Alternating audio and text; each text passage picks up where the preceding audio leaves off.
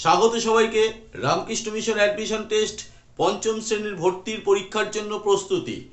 Question paper এমনভাবে করা হবে, তার মধ্যে ছোট ছোট প্রশ্ন এমনভাবে ঢুকিয়ে দেওয়া হবে, সঠিক নিয়মে যদি না করা হয় তখন পরীক্ষা হলে অবশ্যই একটু মুশকিলে পড়তে হয়। আজকের আলোচনার বিষয় বিভাজ্যতার নিয়ম দিয়ে কিভাবে কিছু ছোট ছোট অঙ্ক করা যেতে পারে। বিভাজ্যতার নিয়ম ডিটেলস অলরেডি এই চ্যানেল থেকে আপলোড করা হয়ে গেছে। যদি এখনও দেখা না হয় অবশ্যই আগে দেখে নাও। দেখে নিয়ে এই ভিডিওটা দেখবে, বুঝতে সুবিধা হবে এবং রিলেট করতে পারবে। চলো তাহলে অঙ্কের মধ্যে ঢুকে যাওয়া যাক। দেখো বোর্ডে কিছু সংখ্যা নেওয়া আছে, সংখ্যার মধ্যে একটা ড্যাশ দেওয়া আছে। প্রশ্ন করবে এই ড্যাশগুলোতে কি বসালে এগুলো 11 দ্বারা বিভাজ্য। কত দ্বারা? 11 দ্বারা বিভাজ্য হবে। তাহলে প্রশ্ন আসছে যে 11 দ্বারা বিভাজ্যতার নিয়ম তাহলে আমাকে জানতে হবে, না জানলে আমরা করতে পারবো না। যদি এখনো জেনে না থাকো আমি এখনই বলে দিচ্ছি, শিখে নাও। দেখো প্রথমে সবুজ দাগ দিলাম, একটা বাদ দিয়ে আরেকটা সবুজ দাগ দিলাম, আবার একটা বাদ দিয়ে আরেকটা সবুজ দাগ দিলাম। ক্লিয়ার? এইবার এই জায়গাগুলোকে লাল দাগ দিলাম। কি করতে হবে?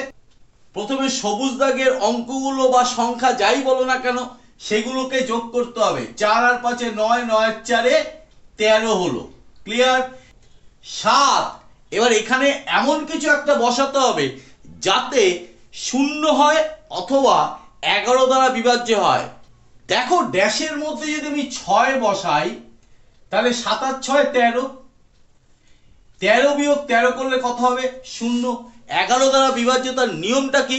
11 দ্বারা বিভাজ্যতার নিয়ম হতে হবে যুগ্মস্থানীয় অঙ্কগুলো আর অযুগ্ম স্থানীয় অঙ্কগুলো একটা অল্টার যেভাবে সেইভাবে একটা যোগফল পাবে আর একটা যোগফল পেতে হবে।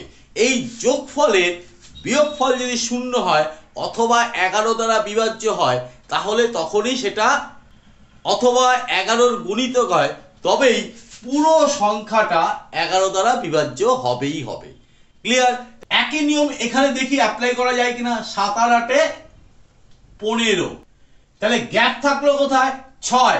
6-এর সাথে এখানে কত বসাবো? দেখো 9 বসালাম। 6 এর 9 কত হয়ে গেল? 15। তাহলে দুটো বিয়োগ করলে কি হয়ে গেল? 0। একইভাবে এটা একটু দেখে নিই। কি আছে?